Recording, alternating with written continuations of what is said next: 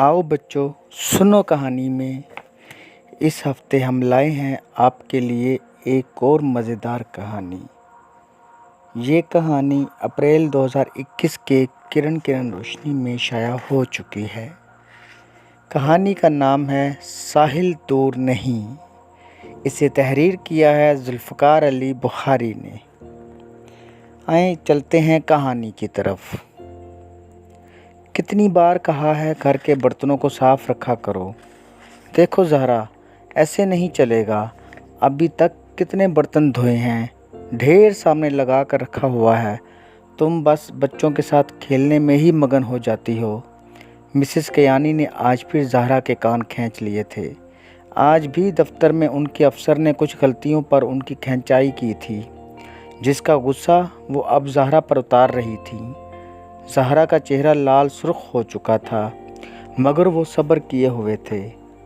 ज़हरा गांव की रहने वाली थी। माँ बाप गुर्बत से तंग आकर उसे गांव के नंबरदार के रिश्तेदारों के यहाँ छोड़ आए थे। शहर में रहकर वो कुछ कमाएगी तो उनका गुजारा मुमकिन हो सकेगा।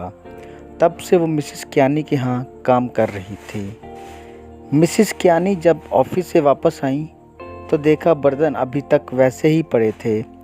इस पर आज फिर ज़हरा की खूब पिटाई हुई थी। इसमें इसका कसूर नहीं था।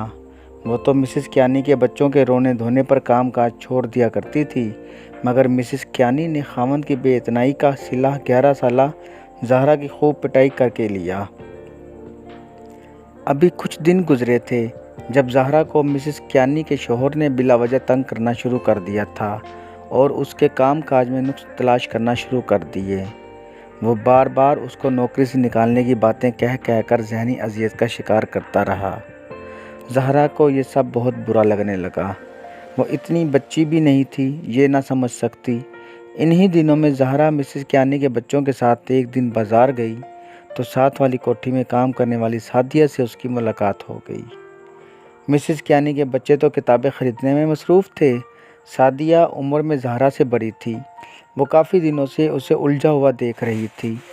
उसने परेशानी की वजह पूछी तो ज़हरा ने मुख्तसरन तफसील बता दी। सादिया ने उसे बच्चों के लिए काम करने वाली तंजीम के बारे में आगाही दी और कहा वो उनसे रब्ता करे। ज़हरा ने रब्ता किया और अपना मसला बयान किया। चंद ही दिनों में तंजीम ने ज़हरा को वहाँ से निकाल लिया था। मिसेस कियानी और उनके शोहर ने उसके हर इल्ज़ाम की तरदीद की थी, मगर बाद में वो अपनी जगह सच्ची साबित हुई। तशद्दुद और चाइल्ड लेबर एक्ट की खिलाफ वर्जी पर उनके खिलाफ अदालत में केस चल पड़ा। साहिल नामी इदारे ने ज़हरा को एक फलाही इदारे में दाखिल करवाया था, जहां उसे तालीम के साथ साथ रोज़गार भी सीखने को मिल रहा था। अब ज़हरा बच्चों के तहफ़्फ़ुज़ और बहबूद के काम करने वाली तंजीम का एक अहम हिस्सा बन चुकी थी।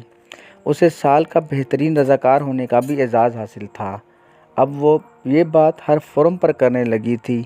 आप बतौर इंसान बहुत से हकूक़ रखते हैं और कोई आपके साथ गलत करता है तो उसको कैफ़रे किरदार तक ले जाना चाहिए, ताकि आप जैसा कोई मासूम शख्स किसी और की सितमगिरी का शिकार ना हो सके।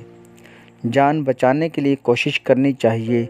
ये समंदर में डूब मरने से बेहतर है, क्योंकि कोशिश से ही मंजिलें आसान होती हैं और साहिल दूर नहीं होता। तो प्यारे बच्चों, ये कहानी थी ऐसी बच्ची की जिसने हिम्मत की, हौसला किया और एक कामयाब इंसान बनी। तो आइंदा हफ्ते एक और कहानी के साथ फिर हाज़िर होंगे। तब तक के लिए हमें इजाज़त दीजिए। अल्लाह हाफिज़।